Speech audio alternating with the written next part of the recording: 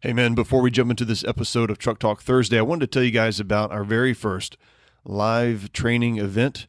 It's going to be online, and you guys can add this to your calendar by heading over to wolfandiron.com/live. We have a page out there. It's kind of a holding spot for any kind of live training that we're going to be doing. This is going to be on July 20th at 7 p.m. Eastern Standard Time. This training is going to be on finding your purpose. And I've heard from many of you who've said that this is a subject you guys would like to hear more about. I've got something like a framework that I've put together that I think is really going to be helpful for you guys, and I think it's actually unique. I don't know of anybody else who's done this. So I'm excited to introduce this to you guys. That's July 20th, 7 p.m. East Coast time. But if you head over to wolfandiron.com/live, there's a little widget out there where you can add it to your calendar. Okay, look forward to talking to you then. Hey there, men. Welcome back to another Wolf and Iron episode. This is a Truck Talk episode. So if you're just joining us for the first time and you hear a lot of racket in the background, that would be me and my truck driving down the road. Here in Charlotte on a rainy day. We release these episodes every Thursday, hence the name Truck Talk Thursday, and it's just a really good informal way for me to speak to you guys about anything related to being a man. We get away from some of the technology and some of the pomp and fanfare of the typical podcast episodes, and it's just some real talk, unfiltered, just to you guys. And I thought I would do something today. It's a little different. I thought I'd just share some ideas and things that I want to do. And I hope that this isn't to get you guys, I mean, I'm always open for feedback from you guys and thoughts from you guys or excitement from you guys on any ideas that I share. But it's just to kind of say, hey, here are the things that I'd love to do in my life that I think would be a lot of fun, or things that I'm excited about. Because I think that when we start talking about these things, you guys get excited about your ideas as well. And you start to think, man, that's cool. This guy has ideas. I have ideas. When am I going to make a move on these things? And so I wanted to just kind of throw out things that I'm thinking about doing in the next couple of years of my life. So here we go. One is kombucha. So I'm a big fan of kombucha. I'm not a beer drinker. I do like coffee. But kombucha has just stolen my taste buds, and I love that stuff. And I think there's a tremendous amount of opportunity out there for kombucha to just kind of go the craft beer route. So you know how the guys get together and they talk about craft beers, and you might be one of these guys, and you're like, oh, is this a sour? Is this an IPA? Is this a whatever? I don't drink beer, so I don't know these terms. But I hear guys talk about these things, and there's all the nuances about them, and they talk about the different brands and stuff like that. I think kombucha has the ability to do that kind of thing as well. And I've got the domain name already purchased. I've got ideas for how I want it to look. I have no time to do it, but I think it would be awesome. The name of the brand would be Colossal Kombucha. And I've been making my own kombucha now for several months, and I've gotten some rave reviews on it. But I've got a lot of ideas. Kind of the theme would be sort of this 1800s World Fair, strongman kind of thing, early turn of the century type of feel. There would probably be some jackalope type things happening on the labels as well, and just a lot of fun with the labels, right? So a lot of kombucha is kind of like health food stuff, and it's good for you, and probiotics, and that's cool. Love all those things as well, but there's an aspect to it that's different than any of those things that I really want to tap into, which is just the fun nature of flavors and marketing and all that kind of stuff. So that's one idea. And that's really what I love about this kind of stuff, is that you just have ideas and things that grab your attention. I think there are many of you who are listening to this that don't give yourself enough credit for being imaginative and just having varied interest. And, we just kind of explore these things over time and just kind of see where it goes. And I think the challenge for a lot of guys is just figuring out, okay, how do I turn this into a thing? Right? How do I actually dedicate time to this? And you may need to pull some people in, so for example, if I'm going to brew kombucha at a larger scale, then that has to be something that's outside of my wheelhouse. So I'd have to bring some people in to do that. But anyhow, so kombucha is one of those things. I have several books that I'd like to write. I have some titles already picked out. One is a fiction book. I won't go into the details of it, but basically it would kind of revolve around, it'd be a sci-fi book, early childhood kind of thing that revolves around the area where I grew up, and some cool mystery elements. The name of the book would be All the River Leaves Behind, and basically some young kids go on an adventure, and it's that kind of thing. If you've seen Super 8 or E.T. or The Goonies, you kind of get an idea for the feel of the book. Like I said, not going to go into any details right now because this would be the entire podcast. Maybe I'll geek out on that someday. I've got another book I want to do, and this one's actually kind of scary. I don't know if it's actually a good idea, but it keeps coming up. So I want to do this book on it'd be a book on business, and I think it could maybe take a turn to being more about etiquette and just being a good person, but I think it would be about business because it just sort of makes sense. And the reason I say it's scary is that I would want to interview like former mercenaries and hitmen and get their take on just doing business, right? So they've probably got some bad ideas for how to do business, but you'll be surprised that these guys, they actually know just some down and dirty, gritty ways of just how to do business well, like how to treat people well and how to get things done, right? How to overcome your fears, how to accomplish missions and things like that. Well, this sounds, I mean, you're probably listening to this going, this sounds like all kinds of wrong. But the title itself is what's got me, okay? The title would be How to Make a Killing.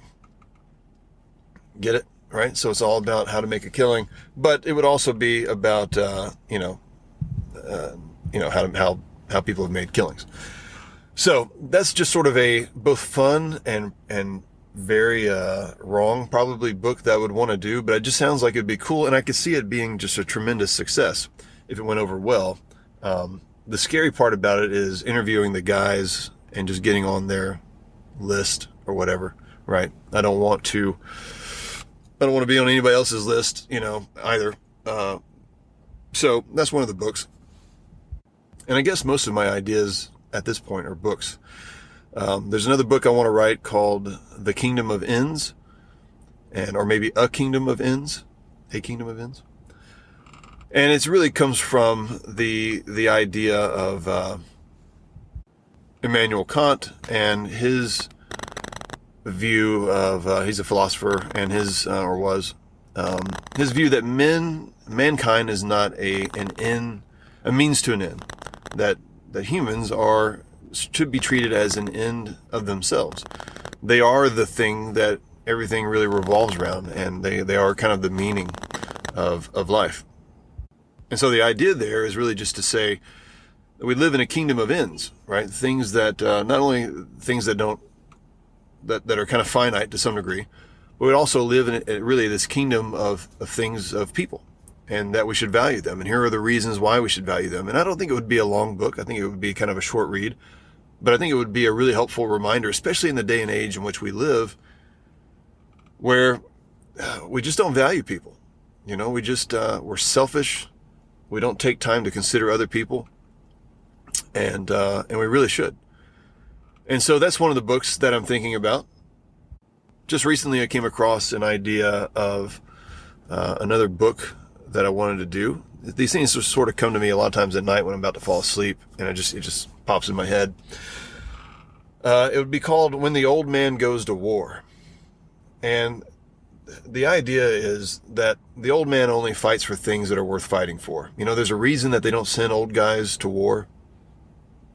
You'd see grandpas out there on the front lines, and they wouldn't be, ready to shoot the bad guys. They would just basically be looking for the other grandpas on the other side, right? Their enemies, so to speak.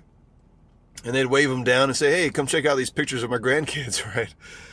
And they would all get together with all the old guys on both sides would get together, and they would just share photos of their grandkids and stuff like that. And they would talk about how politicians have screwed everything up, and they just kind of wait it out, right?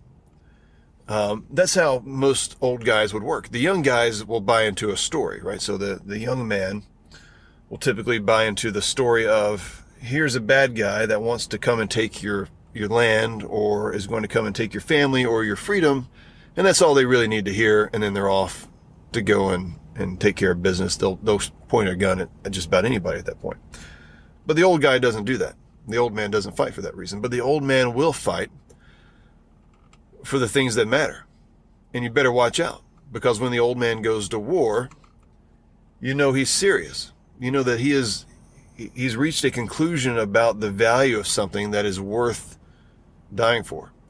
And so that's kind of how that book would go. And once again, it's just an idea right now, but it's one of those things that just kind of sits there in the back of my head and just sort of stirs around and gets a little bit of clarity over time.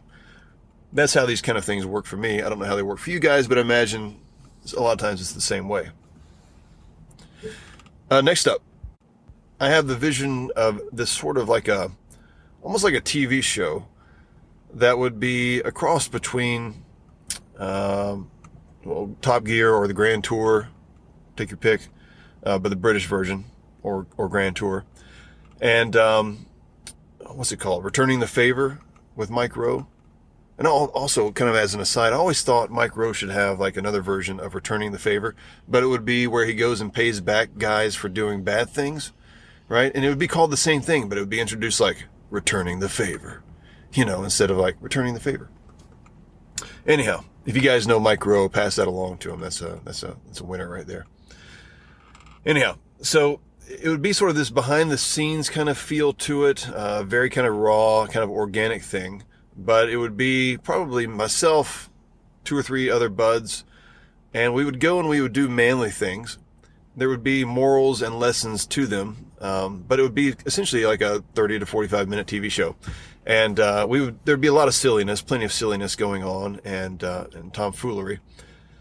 But we would kind of, weave in this sort of like a moral behind the thing, right? So maybe we would go joust as knights, or we would go and fix up old cars with some guys, or we would, do any number of things that would basically put us in challenging situations.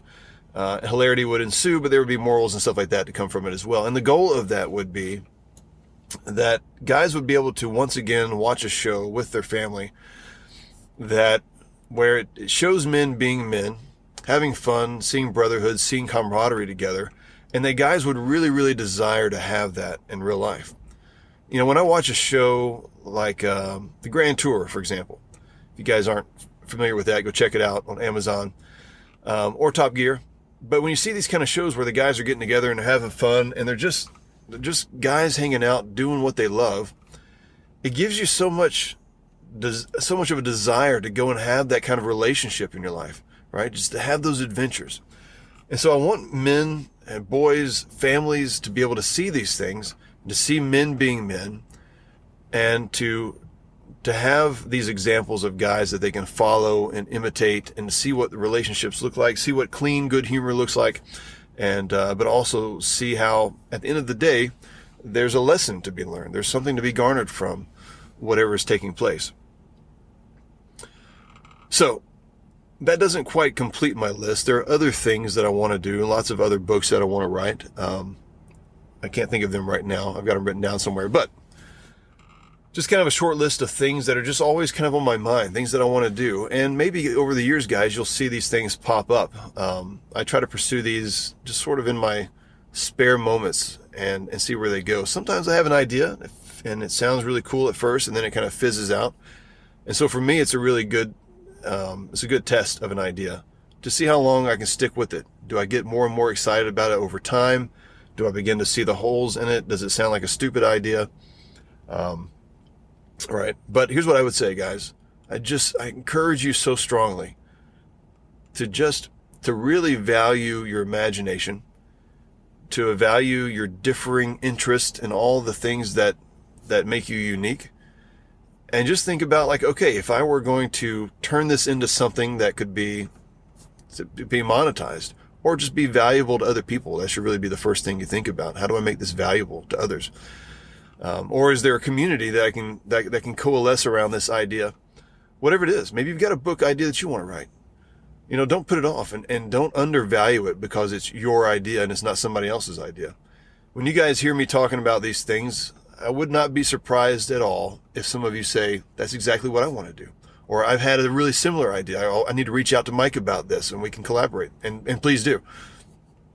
But, it's the confirmation really should be you had an idea, you're excited about it. That's it. And, beyond that, give it its due amount of time. Don't be afraid to invest in yourself and invest in your idea and see where it goes. You don't have to go all out to determine if an idea is worthwhile. You can begin writing on a book and give yourself a date. You can begin investing in what's it going to take to make a, let's say kombucha or whatever it is. Maybe you want to open up a craft brewery. Whatever it happens to be, you can invest some time into saying, what is it going to take to make that happen? And you should absolutely do that. It's always one step at a time, guys. Write those ideas down as you have them. Use Evernote, whatever you're going to use, and just kind of add to that little list of just ideas that sort of bring the vision together. And over time, you might meet people that can help you out with these ideas. You may find that you have some spare time in your life to really focus on them. Maybe you get laid off from your job or something like that. But don't let your dreams go by, guys, without executing. We can't do everything we want to do in life, I'm sure, but we can do a lot more than we give ourselves credit for.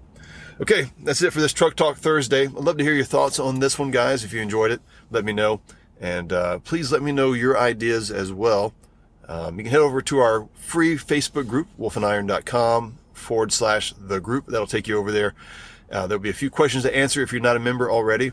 But feel free to throw your ideas out there. You might want to register a domain name or something, just kind of protect your ideas. But, we love to talk about these kinds of things over in the Facebook group. So look forward to continuing the conversation over there.